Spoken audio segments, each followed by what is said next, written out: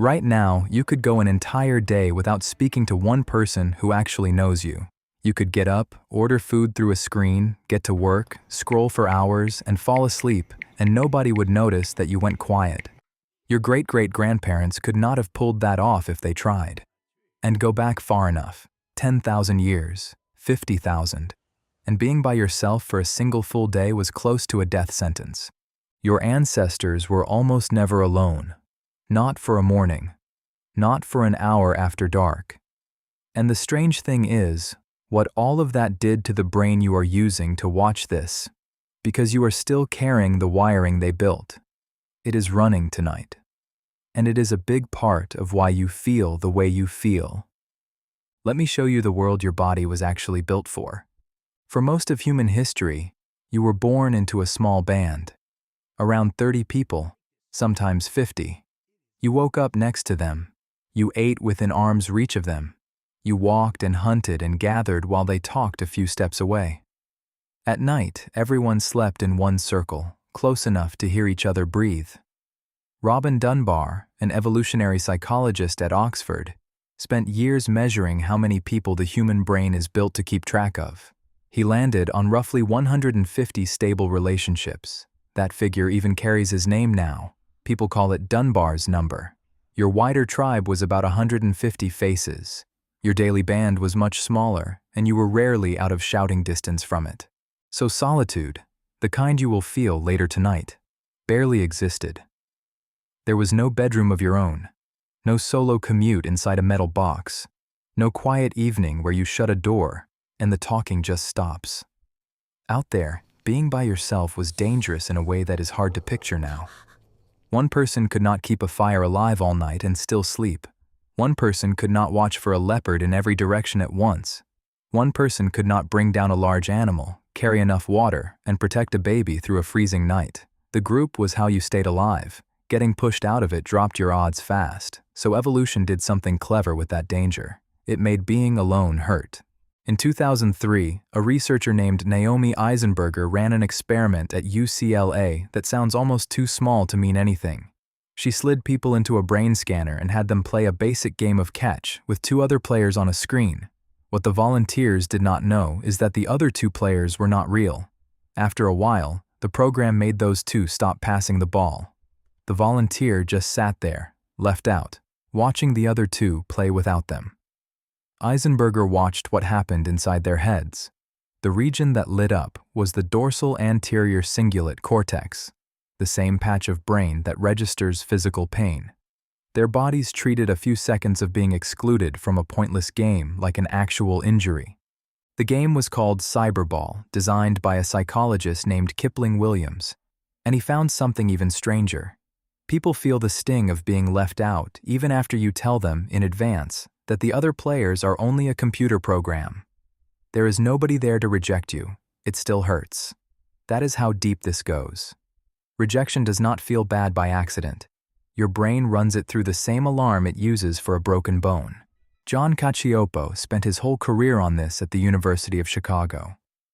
He studied what long-term loneliness does to a person, and the effects show up in the body, not just the mood. Lonely people carry higher levels of cortisol, the hormone you release under threat. Their blood pressure runs higher. Their sleep breaks into shorter, lighter pieces, with more waking through the night.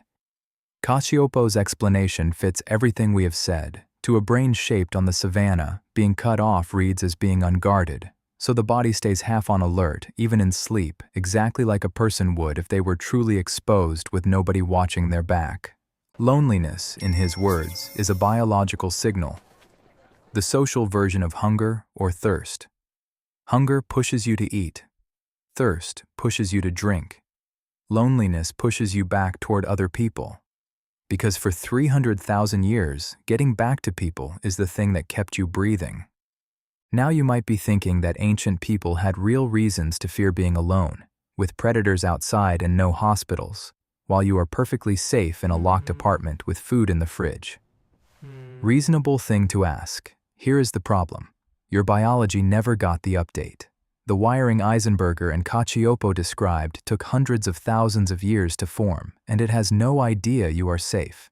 It cannot tell the difference between being thrown out of a Stone Age band and sitting alone in a city of 9 million people where your phone never rings. The threat signal fires either way, and every old society understood the power of this long before anyone had a brain scanner. In ancient Athens, citizens could vote to throw a man out of the city for 10 years by scratching his name onto a shard of broken pottery called an ostracon. That is where the word ostracism comes from.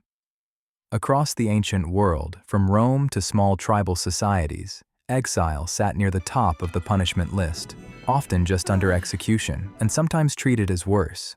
Being sent away from the group was one of the heaviest things you could do to a human being. We still do it. The harshest punishment we hand out in a modern prison, short of death, is solitary confinement. We lock a person away from all human contact. The United Nations has stated that more than 15 days of it can count as torture because of what isolation does to the mind. Sit with that for a second. We take the most dangerous people in a society, and the worst thing we allow ourselves to do to them, short of ending their lives, is force them to be alone. Some part of us has always known that cutting a human off from other humans breaks something inside them. And here is the uncomfortable part. We have quietly built a whole world that pulls people apart on purpose. In 1960, around 1 in 10 American homes had a single person living in it. Today, it is closer to 3 in 10. More people live alone right now than at any point in recorded history. In 2023, the United States Surgeon General, Vivek Murthy, did something his office almost never does about a feeling. He issued a formal public health advisory about loneliness, the same kind of warning his office puts out for smoking or unsafe water. He leaned on the work of Julianne Holt-Lonestad, who had reviewed 148 separate studies covering more than 300,000 people. Her result was hard to wave away. Weak social connection raised a person's risk of early death by an amount you could compare to smoking 15 cigarettes a day. Loneliness was sitting in the same danger bracket as a serious smoking habit. So that hollow feeling in your chest when nobody has truly spoken to you in days is your body running a very old calculation and deciding that you are in trouble. There is one more piece, and it has been running longer than almost any study ever attempted. In 1938, Harvard started following a group of young men through their entire lives, year after year, decade after decade. The project is still going, now led by Robert Waldinger, and it has tracked these people for more than 80 years, through careers, marriages, illness, and old age. They measured nearly everything you can measure about a life: income, cholesterol, exercise, job titles. And when they looked at who stayed healthy and happy all the way into their 80s, the clearest predictor was the quality of their close relationships, ahead of money, ahead of fame, ahead of all the things people burn their whole lives chasing. The ones held inside warm, steady connection lived longer and suffered less. The ones who drifted into isolation faded sooner, in the body and in the mind. 80 years of data landed on the one thing your ancestors never had to be taught. So here is the turn that I want to leave you with. That loneliness you have been treating as a personal failure, as proof that something is wrong with you, is the oldest survival system you own, still firing right on schedule. It is reading your empty evenings as exposure, and it is trying to walk you home, back toward a fire and a circle of faces that the modern world quietly removed from your life. The system is not broken. It works. The world around it is what changed. Picture one of the evenings your body still remembers. The light is going. The day's hunting and gathering is finished. 30 people settle around a fire as the cold rolls in. Children drop off to sleep against whichever adult is nearest. Someone starts a story the whole group has heard 100 times, and they tell it anyway, and everyone laughs in the same spots they always do. Nobody in that circle is lying awake wondering whether they matter to the group. Nobody is performing for it. They are simply inside it, the way you are inside your own skin. That was the default human experience for thousands of generations.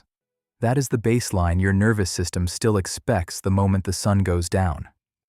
Then look at tonight. The fire is a screen. The circle is a feed full of people you will never actually touch. You can have 300 friends listed on a phone and still climb into bed with the exact physical loneliness of someone who got left outside the camp. Your ancestors never had to learn how to be alone because they almost never were. You were handed solitude and told it was freedom, and a quiet part of you has been grieving that circle ever since. The wiring is still good. It is still calling you back toward other people every single night.